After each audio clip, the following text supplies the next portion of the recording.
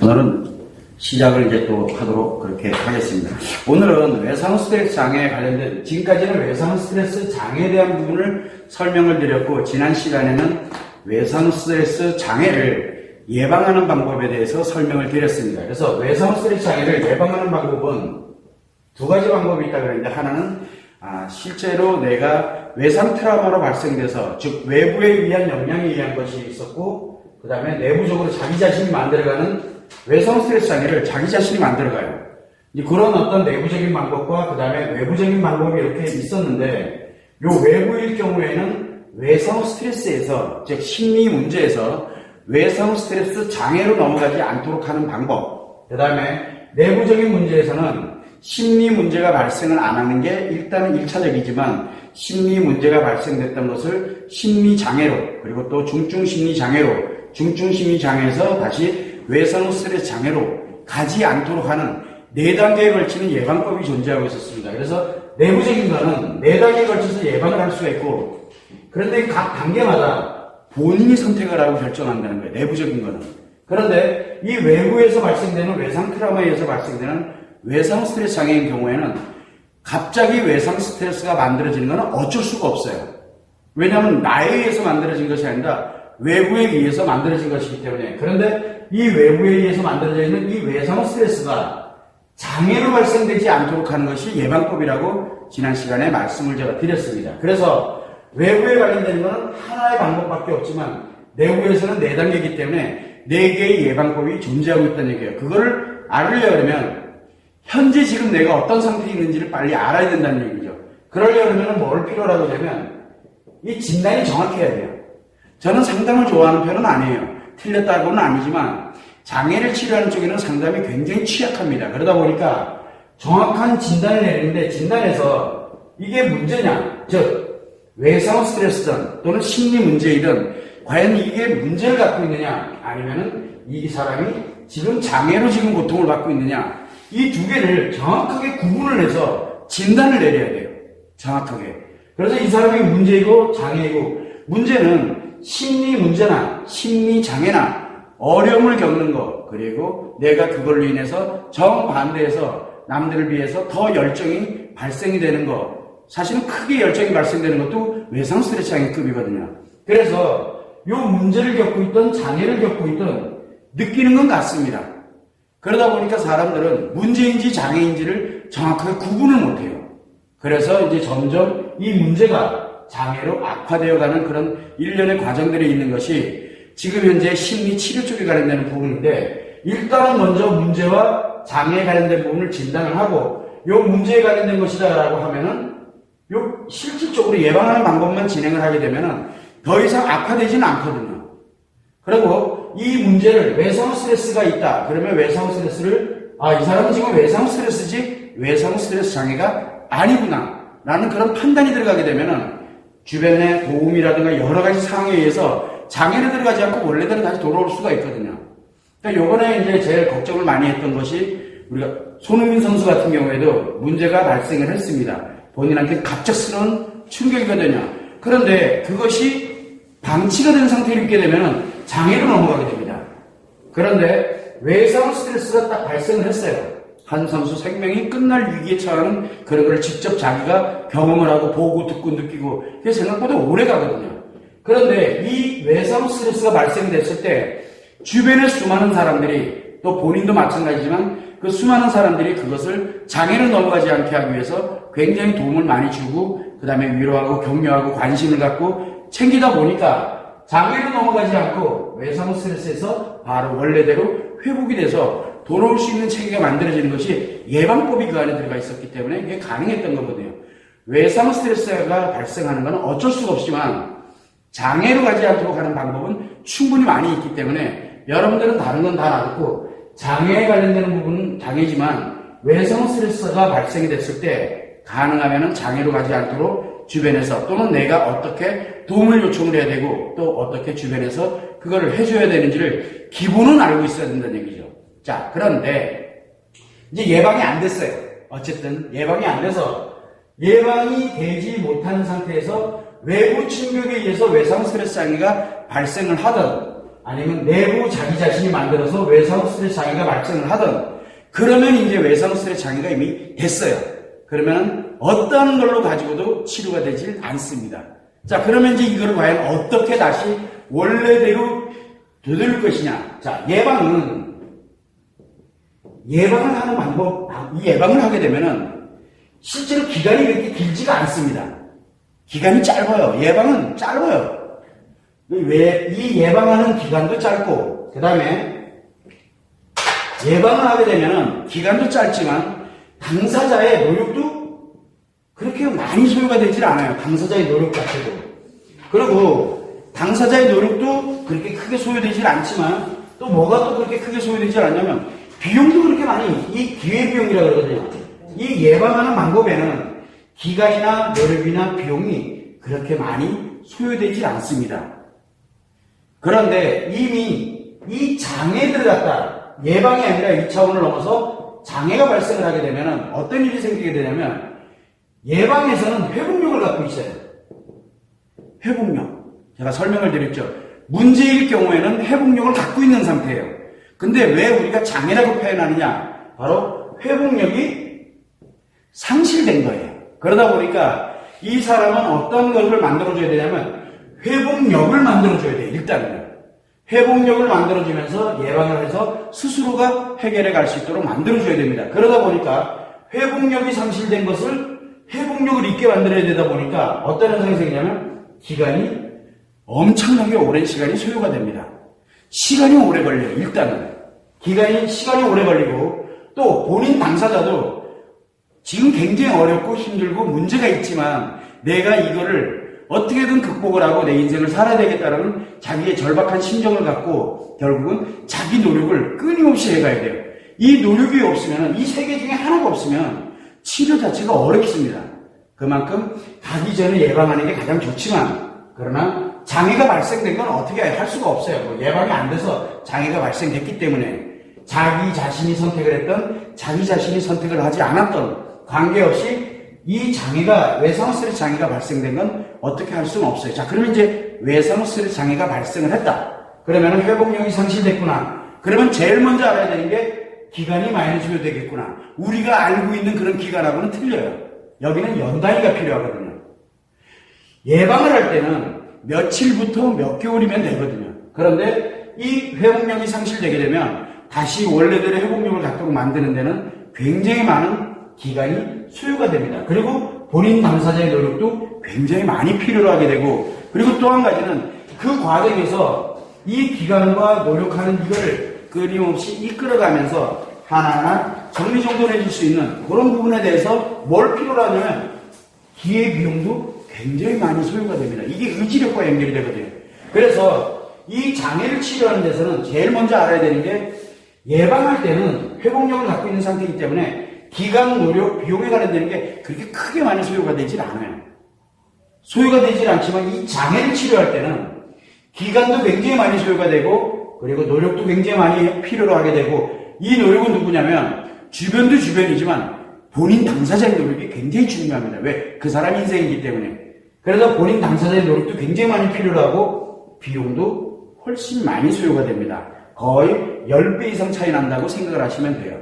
그만큼 치료에 관련되는 부분을 들어갈 때는 이 기본적으로 어느 정도 급이 소요되겠구나. 내가 힘들어요. 그래서 언제쯤 제가 이것이 치료되나요? 라고 하는 개념하고는 정말 달라요. 그래서 일단은 제일 먼저 외상 스트레스 장애가 이제 어떤 상황이 겪었던 내부적인 거든 외부적인 거든 내가 만들었던 아니든 관계없이 심리 문제에서 심리 장애로 전환이 돼서 외상 스트레스 장애가 발생이 됐다라고 하면 주변 사람이든 당사자든 뭐부터 알아야 되냐면 엄청난 기간과 노력과 비용이 소비되겠구나 하는 걸 먼저 알아야 됩니다. 그래서 주변 사람들도 도와줘도 끝이 없어. 한 몇 개월은 도와줬지만 이건 좀 아니잖아 해서 포기를 하게 되는 현상. 그 다음에 당사자도 내가 아무리 노력을 해도 이게 회복을 할 생각을 못 하는 거예요. 그러니까 당사자가 또 포기를 하는 현상이 생기는 이유가 이게 그만큼 소요된다 라는 것을 모르기 때문에 그렇습니다. 그래서 예방에 관련되는 것은 그렇게 크게 많이 소요가 되질 않지만 여기는 굉장히 작게 소요가 돼요. 그러나 치료 쪽에 관련된 이 심리 장애 관련된 외상 스트레스 장애를 치료할 때는 굉장히 많은 시간이, 많은 노력이, 그리고 많은 비용이 소요가 된다는 것을 알아야 돼요. 왜? 죽는 날까지 치료가 되지 않으면 죽는 날까지 작용하기 때문에. 죽는 날까지. 그래서 이 부분에 관련되는 것을 일단 기본으로는 이게 많이 소요된다는 것부터 먼저 알고 있어야 돼요. 이게 방치되면 방치될수록 이것이 마치 외상 스트레스인 것처럼 여기에서 회복력을 갖고 있다고 믿고 얼마 안 걸려 걱정하지 마 이렇게 가게 되면은 당사자가 포기를 하면서 죽을 때까지 치료가 안 되는 그런 잘못된 일이 벌어지게 되면서 기간은 점점, 노력은 점점, 그 다음에 비용도 점점 커지게 됩니다. 그래서 우리가 이게 보통 보면 외상 스트레스 장애로 인해서 찾아오는 사람들을 공통점이 뭐냐면 자기가 자기를 치료하기 위해서, 그리고 또는 주변에서 누군가가 이걸 치료하기 위해서 굉장히 시간과 노력과 비용을 들여서 그동안 많이 해왔어요.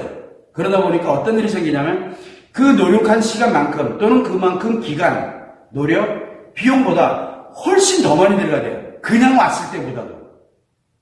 그러니까 이게 시간이 기회를 잃게 되면은, 우리가 기회를 잃게 되면 회복되는 속도가 늦어지는 거랑 원리가 같아요. 예를 들어서 우리가 뇌에 문제가 발생을 해서, 예를 들어 산소가 공급이 안 돼서 뇌졸중으로 쓰러졌어.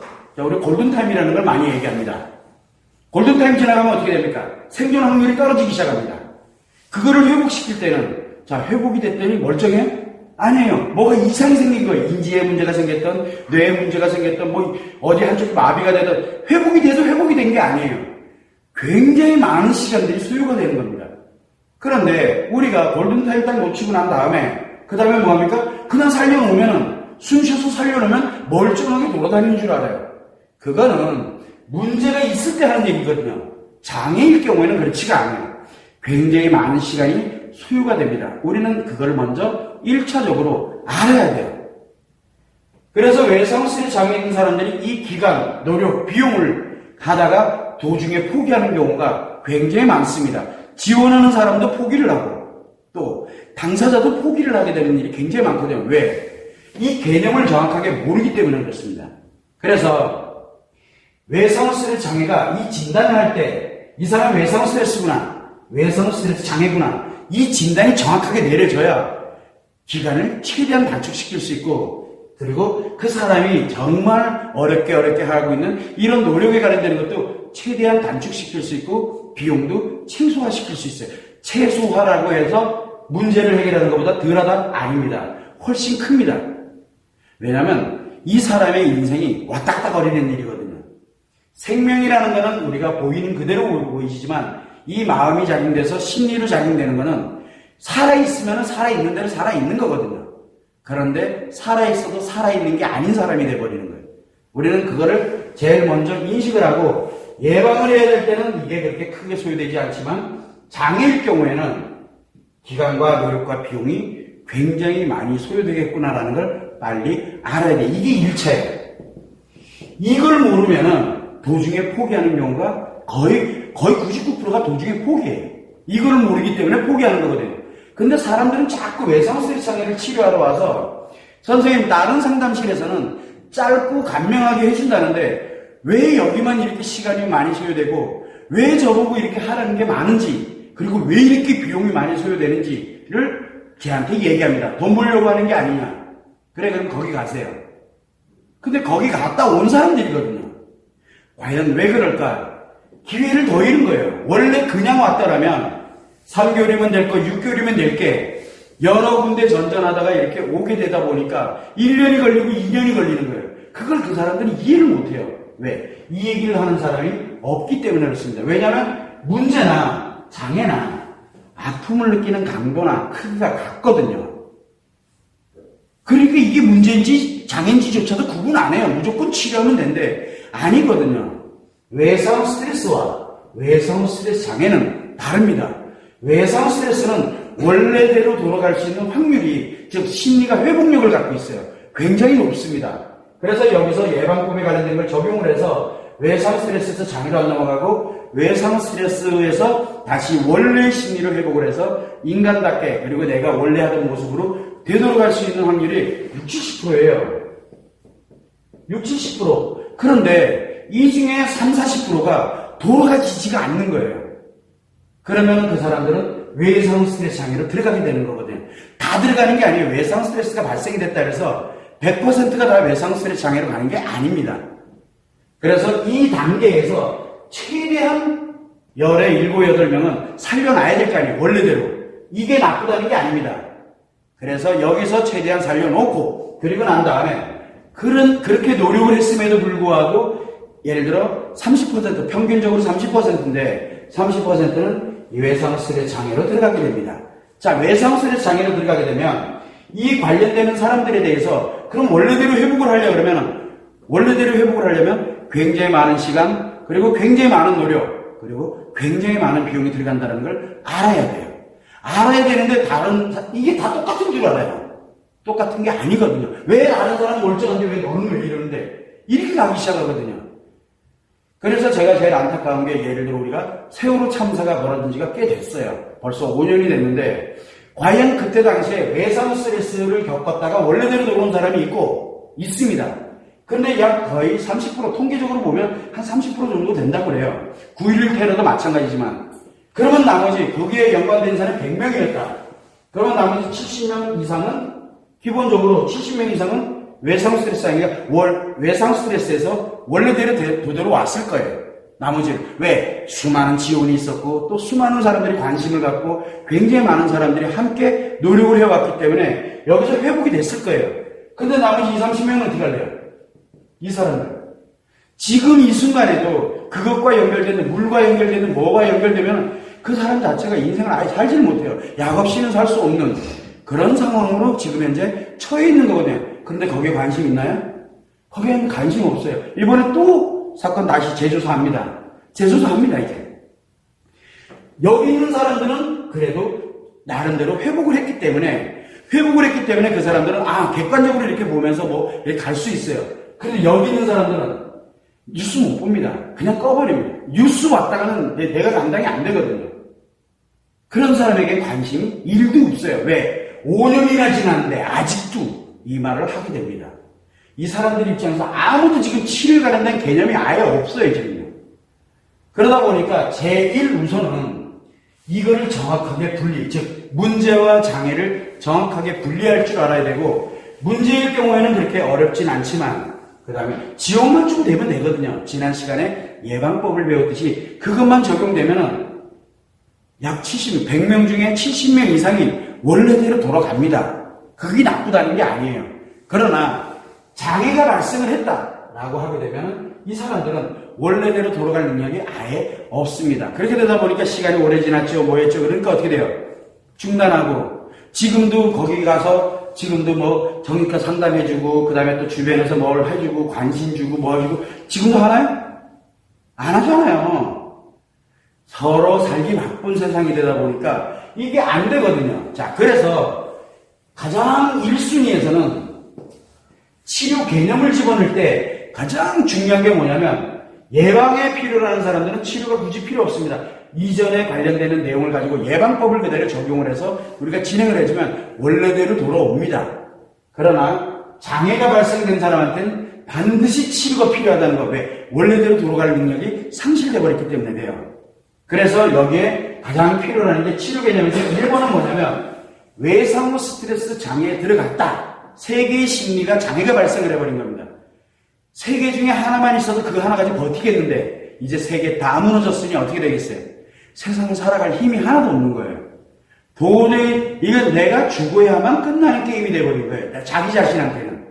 그렇게 돼서 1차적으로 가장 핵심이 치료를 할 때 가장 핵심은 기간이 비용이, 노력이 굉장히 오래 소요되는구나.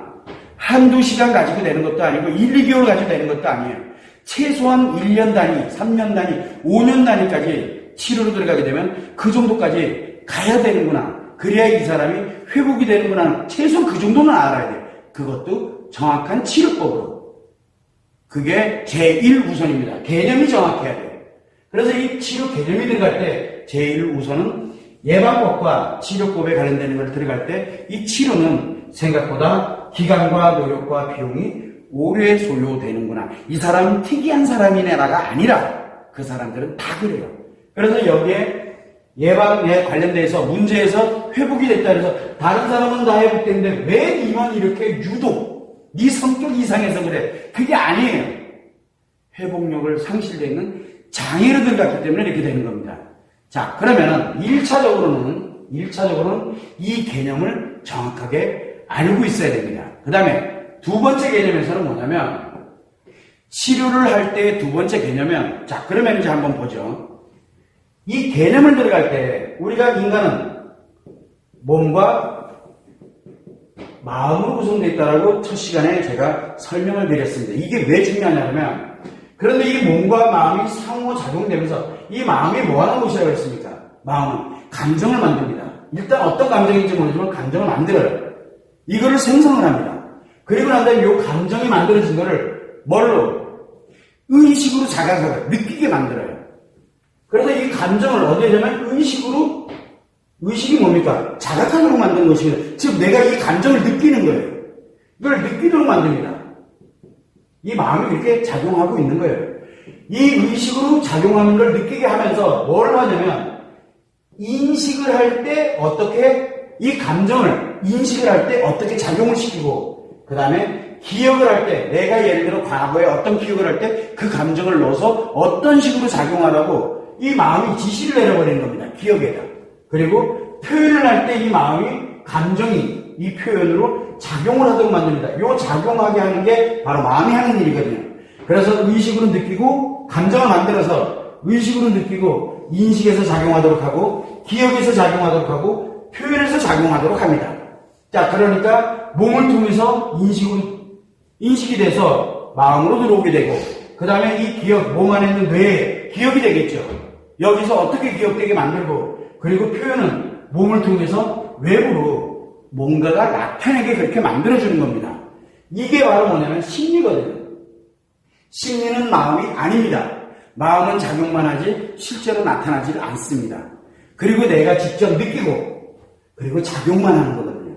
이게 마음이에요. 그런데 우리가 보고 듣고 느끼는 걸 가지고 이건 이거다 저건 저거다 그거는 마음이 작용하는 것뿐이지 심리이지 그거는 마음이 결코 아니라는 뜻입니다. 그래서 요 심리인데 인식과 기억과 표현에 세 개가 다 장애가 발생을 했어요. 자, 이 세 개의 심리가 장애가 발생을 한 거예요. 즉 회복력이 다 상실됐어요. 그러니까 어떻게 되겠어요? 뭐를 인식해도 감정은 최악으로 안 좋아요. 자, 뭐를 인식을 해도 최악이고 기억을 해도 최악이고 과거에 관련된 걸 기억하면 할수록 최악이 돼요.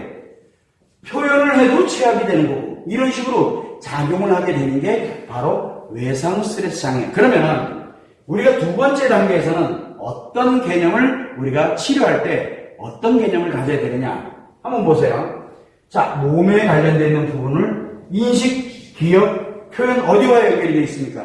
몸과 연결이 되어 있죠. 몸의 관점에서 지금 무슨 얘기냐면 이 몸의 관점에서 우리가 한번 생각을 해봐야 될 필요성이 치료 개념을 들어가는 겁니다.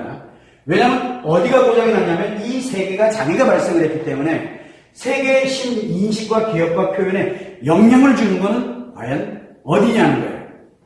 어디냐면 이 몸이 영향을 주고요. 몸이 영향을 줍니다. 왜? 연결이 되어 있으니까. 그리고 또 하나는 마음이 영향을 줍니다. 이게 굉장히 중요하거든요. 그러면은 몸이 인식을, 기억을, 표현을 이 감정이 최악이 되어 있는 상태인데 최악 아시죠? 마이너스 만 이상의 고통을 느끼는 최악이 되어 있는 상태예요.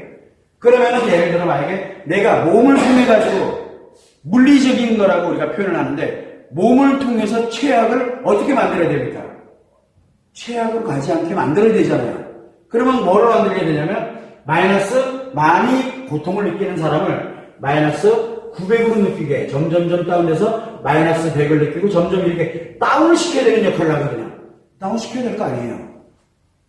몸을 통해 가지고는 다운을 인식하는 것도 다운시키고 기억하는 것도 다운시키고 표현하는 것도 다운시켜야 그 고통을 느끼지 않을 거 아니에요. 그래서 무엇을 가냐면 이 몸에서는 이 고통을 경감시키는 그렇게 해서 대부분 많이 하고 있는 게 약물치료. 그래서 사람들이 약물치료를 들어가게 되면 심리장애 있는 사람들 심리장애 하나가 고장나 있는 심리장애든 그 다음에 두 개가 장애가 발생되는 중증 심리장애든 외상 스트레스 장애가 발생되는 그렇게 외상 트라우마에 관련된 외상 스트레스 장애가 됐던 이 사람들에게 약물 치료에 관련되는 부분을 진행을 딱 하게 되면 그래도 살아요. 그래도.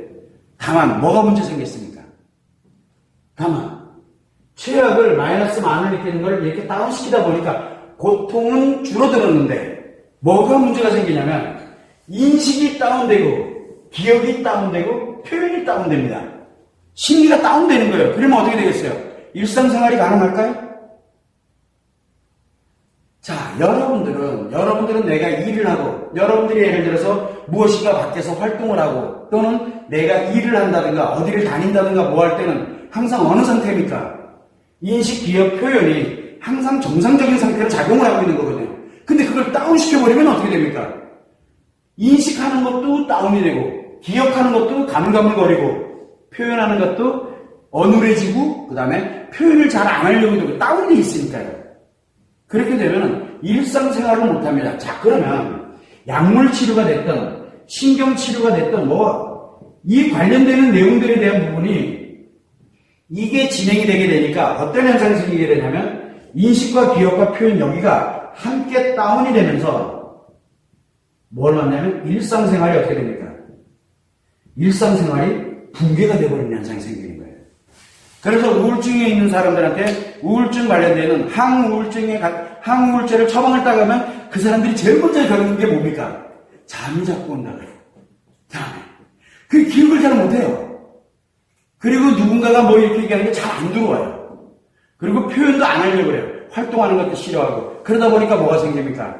잠이 자꾸 온다고 얘기를 하고, 그 다음에 무기력하다고 무기력해요. 일을 못해요.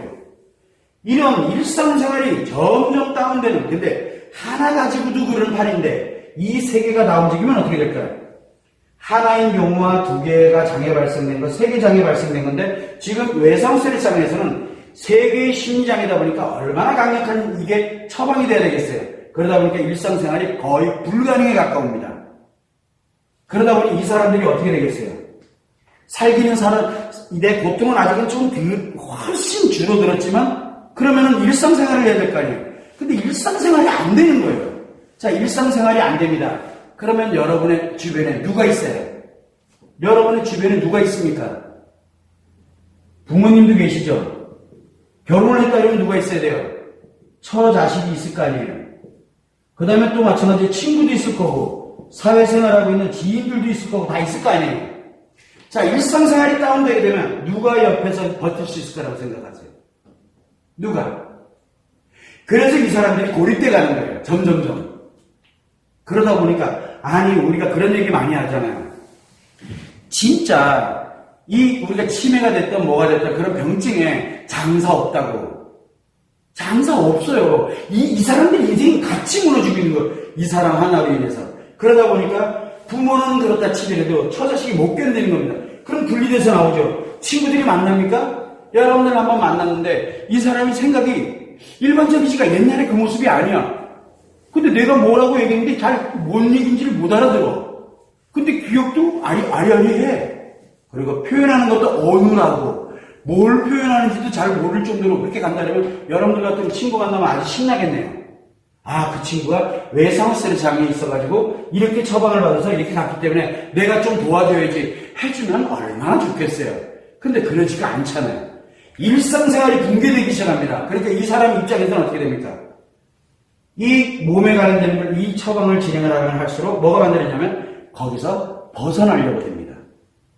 그래서 우리가 대체적으로 심리장애에 있는 사람들이 처음에는 약물을 처방받고 치료를 받고 뭐를 하고 진행을 하지만 일정 기간이 경과되면 치료가 된 상태가 아니다 보니까 왜? 몸으로 인위적으로 다운시켜 놓은 거지 얘가 회복된 게 아니거든요. 그러다 보니까 일정 기간이 지나면 어떻게 됩니까? 약물을 끊어버리게 됩니다. 왜? 일상으로 못 들어오니까. 그런데 약물을 끊어놓게 되면 최악으로 가잖아요.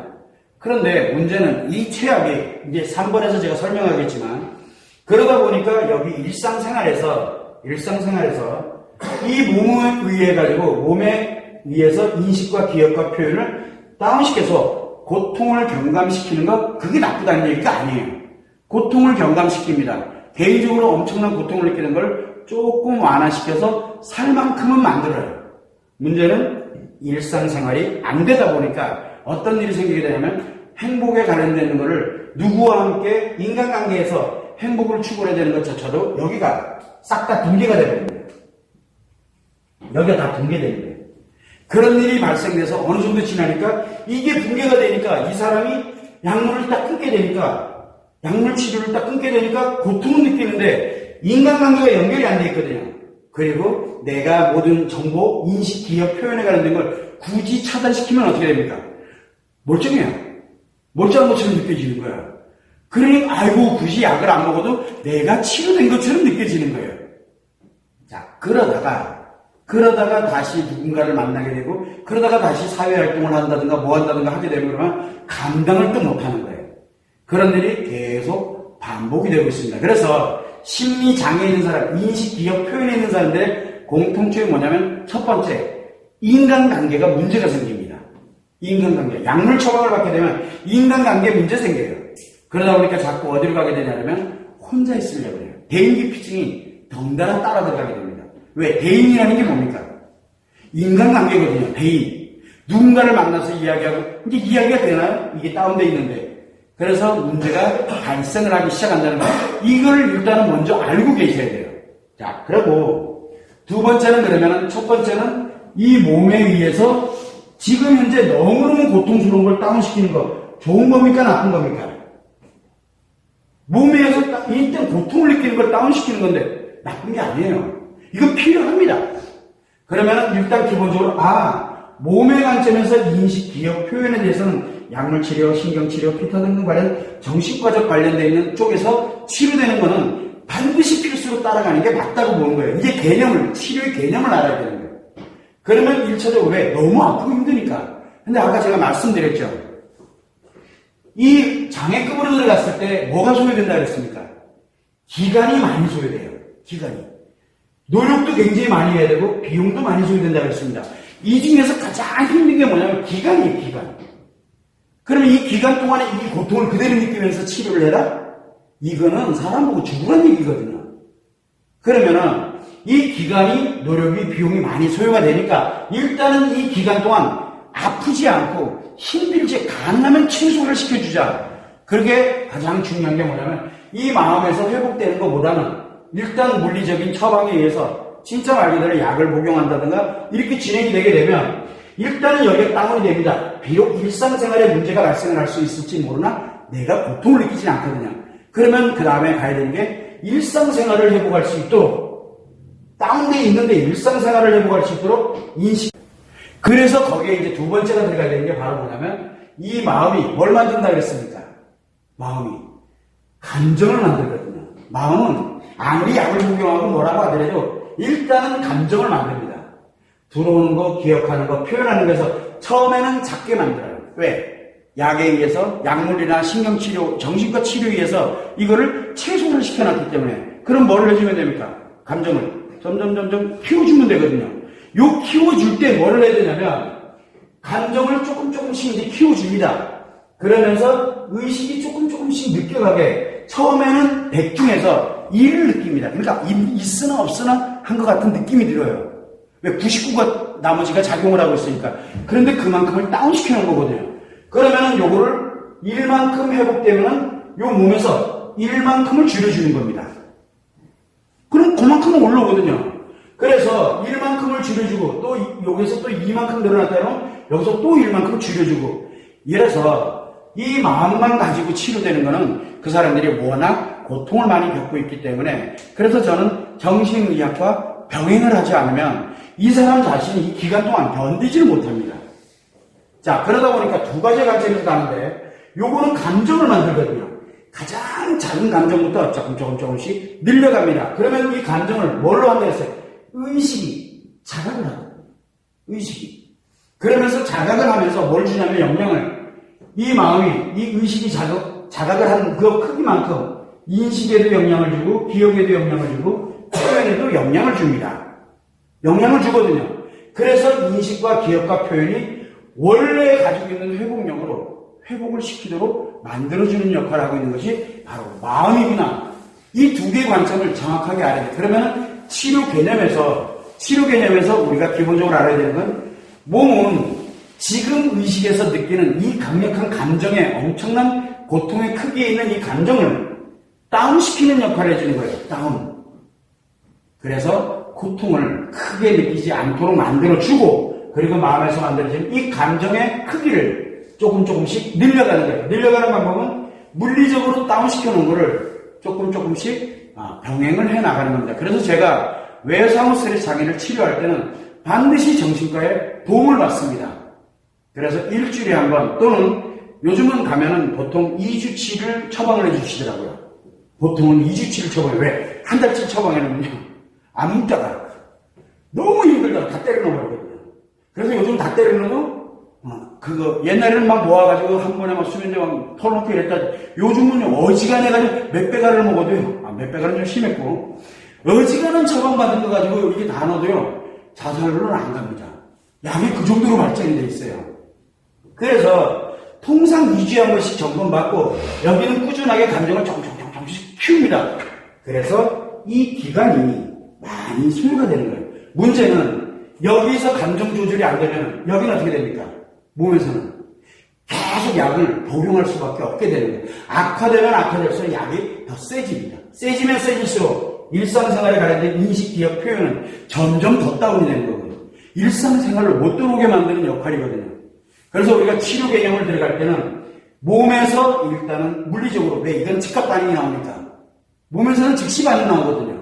몸에서 즉시 반응 나오는 일상생활이 어려울 수는 있으나 마음에서 감정을 회복시켜주는 역할을 하는 것이 마음에 있기 때문에 요 관련되는 내용을 집어넣음으로써 몸과 마음이 밸런스를 맞춰갈 수 있도록 조정 작업을 하는 게 이 치료의 엄청나게 중요한 개념입니다. 자, 이거를 진행을 해야 되거든요. 그러다 보면은 제1번은 왜 기간이 많이 소요되고 노력이 많이 소요되고 비용이 많이 소요되는지를 일단은 먼저 충분히 알아야 되고 두 번째는 마음 하나 가지고 이걸 회복을 한다? 그건 불가능한 얘기예요. 왜? 이 사람 보고 고통에서 죽으라는 얘기랑 마찬가지거든요. 그래서 이거를 다운시켜줄 수 있는 역할에 이 기간과 비용과 노력이 많이 소요되는 이유가 이 하나만 가지고 되는 게 아니라 이 마음에 관련된 걸로 공급이 돼서 감정을 만들어서 느끼고 그래서 점점점 좋아지게 만들어야 되는 거거든요. 그래서 원래대로 돌아올 수 있게끔 그래서 몸과 마음이 가지고 있는 힘을 가지고서 심리를 원래대로 회복을 하는 겁니다. 두 개가 밸런스가 딱 맞게 되면은 바로 인식과 기억과 표현이 원래대로 들어옵니다. 그러면 일정 시간이 지나면 감정은 감정대로 회복이 됐고 인식, 기억, 표현에서 원활하게 작용을 하게 되고 그러면 약물 치료가 필요한가요? 필요가 없어지게 됩니다. 궁극은 약물 치료가 점점 줄어들면서 없어지게 하고 그 다음에 이 감정을 생성을 해서 의식으로 느끼고 인식, 기억, 표현으로 작용되는 것을 일정한 시간이 지나가게 되면 이제 나에게 그게 습관이 만들어져요. 자연스럽게 시간이 일정하게 지나가니까. 그래서 일정하게 지나서 습관이 딱 만들어지니까 이제 굳이 약을 복용하지 않아도 얘가 원활하게 작용되는 거예요. 그런데 특징이 하나가 뭐냐면 한 번 치료가 되면 다시는 외상스트레스 장애가 발생을 안 해요. 인간의 마음은 그거를 자기가 컨트롤하는 능력이 있거든요. 그래서 나중에 마음이론 책을 이렇게 유심히 여러분들 교재로 제가 나눠드리긴 했지만 그 책을 이렇게 쭉 읽다 보면 한 번 치료되면 우리가 예를 들어서 만약에 심리장애 두개인 심리적 조현병이 됐든 조울증이 됐든 내가 만약에 치료됐어 그러면 심리장애 완투까지는 아예 생기지 않아요. 즉 외부에서 어지간한 외상 트라우마가 발생하지 않는 이상은 나에게 심리적으로 고통을 느끼는 게 발생을 하지 않는다는 겁니다. 이 원리가 외상후 스트레스 장애 치료하는 원리뿐만 아니라 바로 조현병이 됐다 심리 두 개가 이 문제가 발생이 되는 조울증이나 조현병, 분노조절장애, 기타 등등도 다 이 방식으로 치료를 해야 됩니다. 독단적으로 이걸 가지고 치료한다? 그거는 굉장히 위험한 거예요. 왜? 그 기간이 못 견디거든요, 기간이. 여러분들 같으면 만의 기간으로 1년을 가라 그러면 가겠냐고요. 못 간다고요. 왜? 내가 너무 고통스럽기, 지금이 고통스럽기 때문에. 그래서 고통을 경감해주는 우리가 약에 관련된 게 워낙 정신과적 측면에서 연구가 많이 됐기 때문에 그런 거를 받아들이면서 자연스럽게 내 심리가 회복이 될 수 있도록 몸이 회복시켜주는 것이 아니라 마음에 있는 감정이 회복을 시켜줘야 되거든요. 왜? 심리에서 인식과 기억과 표현은 뭐에 의해서 작용되는 거냐면 감정에서 작용하는 거거든요. 감정. 그래서 우리가 심리 문제다 이러면 사실은 감정 문제가 발생을 한 거예요. 그래서 고통을 느끼게 되고 즐거움을 느끼는 거거든요. 그걸 이제 참고를 해주시면 될 것 같고, 그래서 첫 번째는 우리가 예방과 치료에서 치료가 필요로 하는 이 소수의 사람들에 대해서는 지금은 제가 100명을 예상을 들었잖아요. 근데 이게 만약에 10,000명이면 어떻게 됩니까? 이게 10,000명이면 10,000명이면 1000단위로 갑니다, 여기가. 그러면 예를 들어 8,000명은 치료돼서 나머지 2,000명은 어쩌라고요? 200명, 2,000명은 어떻게 하라고? 자, 인구가 근데 얼마입니까? 외상 트라우마를 겪는 사람들이 예를 들어서 100만 명이다 그러면 이거요, 생각보다 어마어마한 양입니다. 그냥 단지 제가 그냥 간단하게 이해하기 쉽도록 해서 100명 이렇게 하는 거죠. 우리가 9.11 테러 피해자가 몇 명입니까? 9.11 테러 피해자가. 세월호 참사와 관련돼서 진행됐던 사람들, 그 당사자는 뭐 어떻게 할 수가 없지만 그 당사자와 연결되어 있는 주변에 있는 사람들이 몇 명이나 됩니까? 수백 명입니다. 1000명이라고 쳐요. 그러면 지금 이걸로 고통받는 사람이 몇 명입니까? 200에서 300명이 고통을 받았어요. 그 사람들이 일상생활이 지금 거의 불가능할 정도예요. 여기도 관심도 없어요. 솔직히 이거 치료하러 가려면 돈이 꾸준하게 비용이 많이 줘야 되거든요. 그거 누가 지원합니까? 이게 사회 안전망 시스템에 들어가 있어야 되는 거예요. 근데 이런 개념조차가 없기 때문에 안전망이 잠깐 동안은 반짝, 성금 모으고 반짝, 그리고 일정한 한 1년 정도 지나면 흐지부지. 그러면 그 나머지 200~300명 어떻게 살아라고요? 인생 다 날아가는데. 그게 제일 안타까워. 우리는 그래서 뭘 해야 되냐면 그 문제로 인해서 원래대로 돌아간 사람이 있지만 돌아가지 못하는 그 평균 30%에 관련된 그 사람들을 신경 써야 돼요. 돌아간 사람들은 일상에서 돌아가서 가면 되지만 그러나 그 사람들은 지금 이 순간에도 고통을 받고 어려움을 겪고 정말 힘들게 살아가거든요. 힘들게 하루하루를 죽지 못해 살아가는 사람들.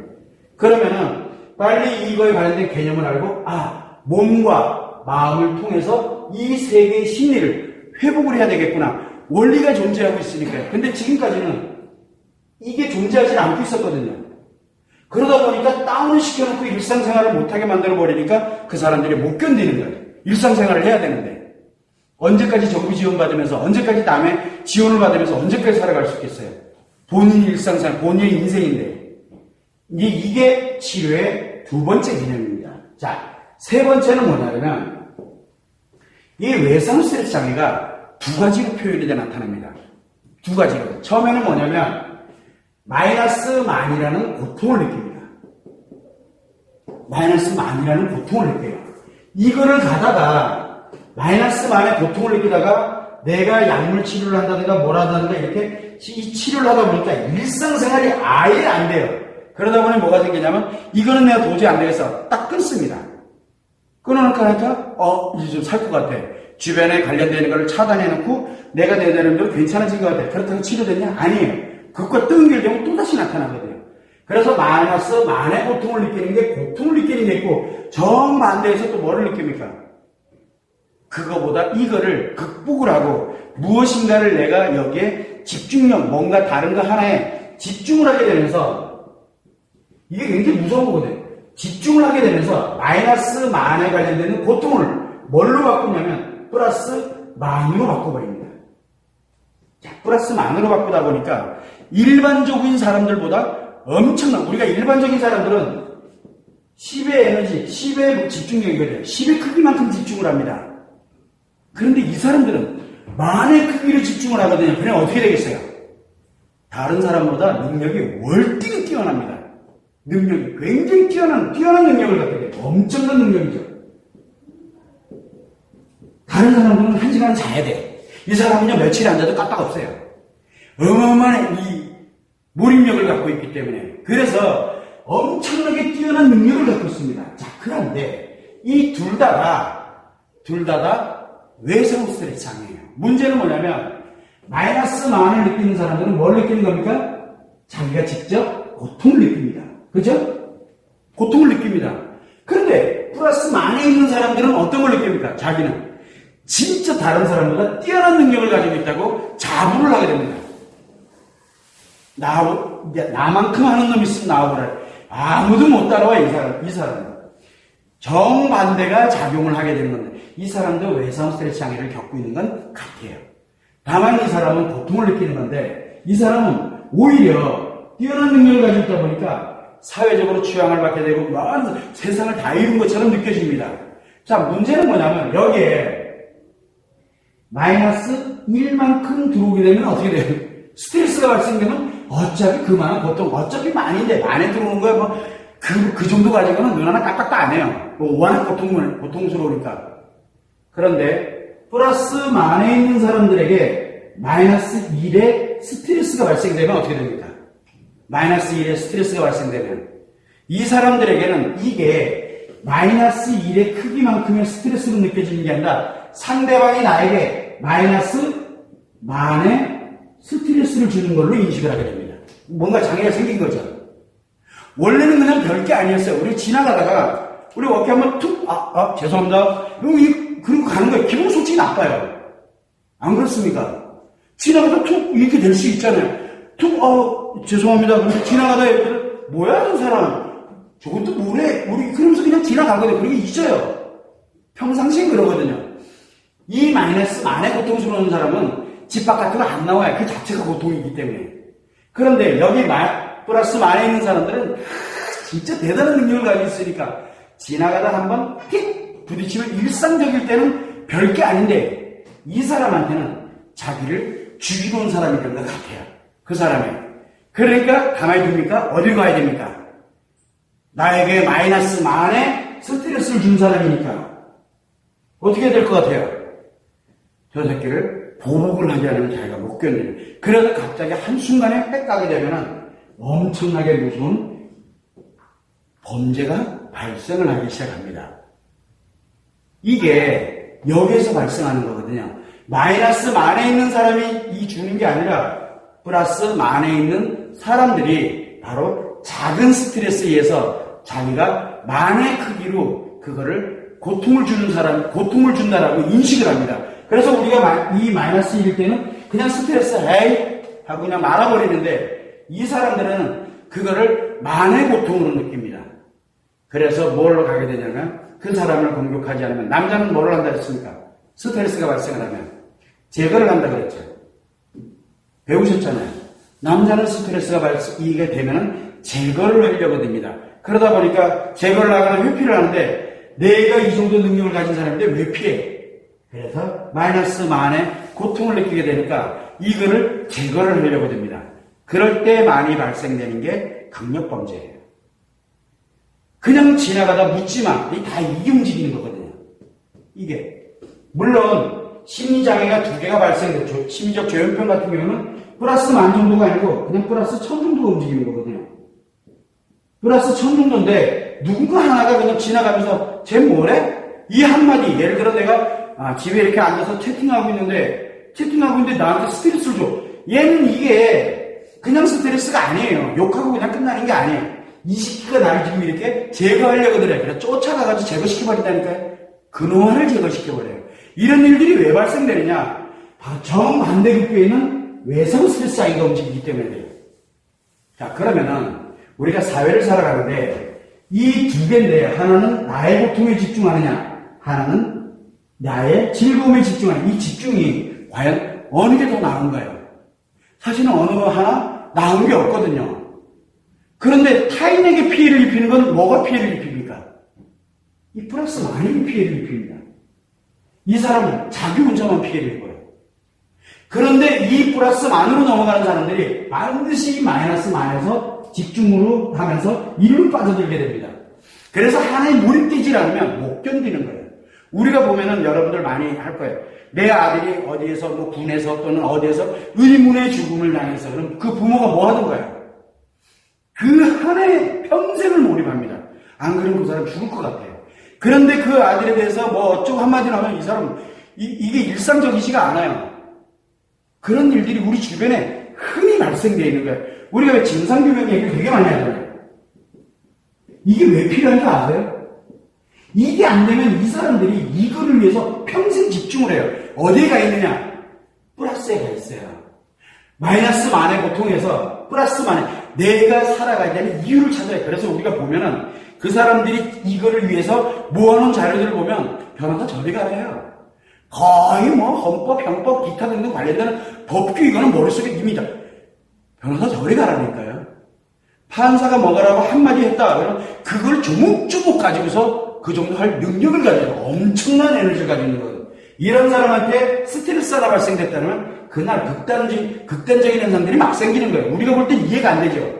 그러나 그 사람들이 외상 스트레스에 관련된 이 양방향이 존재하고 있기 때문에 그래서 반드시 마이너스 만과 플러스 만이 공존하고 있다는 것을 여러분들이 치료 개념에서는 정확하게 알아야 됩니다. 무서운 사람은 고통받고 있는 사람이 무서운 게 아니에요. 고통받고 있는 사람이 이렇게 가면 되잖아요. 그런데 내가 플러스 만의 능력을 가진 사람이 과연 나를 치료하려고 하겠느냐? 여러분들 같으면 치료하겠냐고요? 치료하기는 안 한다니까. 이 사람은 극도로 치료고 나는 이상이 없어. 그런데 스트레스 하나가 일상에서 나에게 조그마한 영향을 주는 스트레스 하나가 발생되면 그날 인생 전부가 다 무너져요. 싹 다. 문제는 상대방도 같이 무너져요. 본인 무너지는 건 상관이 없어요. 그런데 상대도 같이 무너져요. 본인은 치료를 거부를 하기 때문에 그래요. 그래서 여러분들이 외상 스트레스 장애 또는 심리 장애 관련된 게 왜 치료가 중요하냐면 이 마이너스에서 플러스로 전환됐을 때 굉장히 위험하기 때문에 그래요. 심리 장애인 사람은 플러스 100, 마이너스 100이. 그래서 여러분들 배우실 때 플러스 100, 마이너스 100, 플러스 1000, 마이너스 1000. 그리고 외상 스트레스 장애는 마이너스 만, 플러스 만. 왜? 강도를 표현하기 위해서 한 거거든요. 이 두 개가 공존되어 있다는 거. 그래서 외상 스트레스는 단순히 끝난 게 아니라 고통만 받고 있는 사람도 있지만 그 어마어마한 능력을 인간이 가질 수 있는 최고치의 능력을 지금 다 발휘하는 거예요. 죽을 듯이. 그러다가 문제 생기면 상대방에게 지체 없이 마이너스 만으로 공격, 즉 제거를 하려고 됩니다. 남자들은. 여자들 같은 경우에는 이 마이너스 만에 이 고통이 순간적으로 작용되면서 이상을 잃어버립니다. 이상을 잃게 되니까 이게 한 달을 지속될 수도 있고 또는 몇 주를 지속이 될 수도 있거든요. 그래서 한번 삐걱하면 어떻게 됩니까? 고유주행 같은 일이 벌어지는 거예요. 삐걱하면 이렇게 되는 거예요. 삐걱. 왜? 여러분들이 볼 때는 치밀하게 준비를 하고 뭐를 하고 이렇게 가잖아요. 근데 이 친구는 이미 이 심리가 어디로 가냐면 제거를 해야 된다. 저거는 없애야 된다라는 이게 머릿속에 들어가서 안 없어져요. 그렇게 되다 보니까 이게 일주일을 가기도 하고 한 달을 가기도 하고 그러거든요. 그럴 때 가장 좋은 방법이 어떻게 할까요? 정신병동에 입원해야 돼요. 안 그러면 타인을 피해 입혀요. 타인을. 이런 일들이 지금 흔하게 많이 발생하고 있거든요.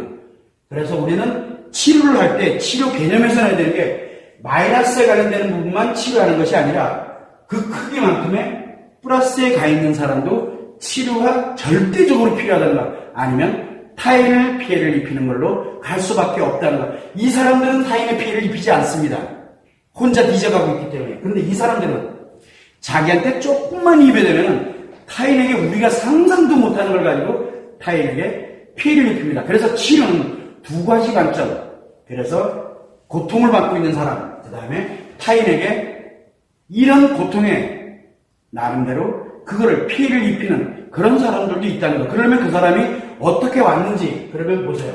옛날에 마이너스 만에 외상 트라우마를 겪었어. 그런데 분명히 회복은 안 됐는데 어느 날 이 사람이 너무 어딘가에 집중해서 몰입해서 뛰어난 능력을 갖고 있게 되는 거야. 그러면은 그 사람은 플러스 만으로 들어가 있다는 걸 빨리 아셔야 돼요. 이게 치료 개념의 굉장히 중요한 얘기입니다. 이 앞에 고통받는 것만 알아서는 절대 안 돼. 이거 여기도 관심이 없어요. 고통받는 사람에게도 관심 없어요. 왜냐하면 기간이 오래 소요된다고 생각하니까 가다 보면 포기를 해버립니다. 그럼 이 사람들이 살으려면 다 일로 넘어가야 돼요. 일로. 그래서 엄청난 능력이 어느 능력이 나타나는지 모르지만 연관되는 능력이라고 생각하시면 돼요. 그것과 관련되는 엄청난 몰입력과 능력은 생기는데 거기에 스트레스 하나 발생됐다면 총기는 안 사고 뭐고 그냥 막 하는 거예요. 본인이 나를 죽인다라고 생각하거든요. 그 자그마한 스트레스 하나가. 우리가 게임을 하러 갔는데, 라스베가스 게임을 하러 갔는데, 내가 거기서 돈을 잃었어. 이것들 봐라. 그날 이제 다 끝나는 거예요. 이런 사람들. 그래서 여러분들이 치료 관점을 가지고 할 때는 반드시 세 개의 개념을 정확하게 가지고 계셔야 됩니다. 예방과 치료는 엄청나게 다르다는 것. 기간과 노력과 비용이 엄청나게 소요된다는 것 첫 번째. 두 번째는 인식과 기억과 표현의 세 개의 신장애를 회복하기 위해서는 몸에 관련되는 치료 쪽의 관점에서만 하는 게 아니라 마음에서 만들어지는 감정이 의식으로 느끼고 심리로 작용되는 원리에 의해서 이 마음에서 만들어지는 이 감정을 서서히 긍정적으로 서서히 회복할 수 있도록 하는 이 마음의 심리 치료 기법이 바로 이 마음이거든요.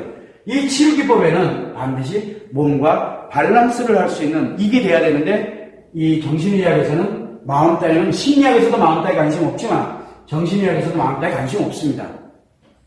그래서 이 두 개가 밸런스를 유지해 갈 수 있도록 만드는 게 가장 중요하다는 것. 이게 치료 개념이고요.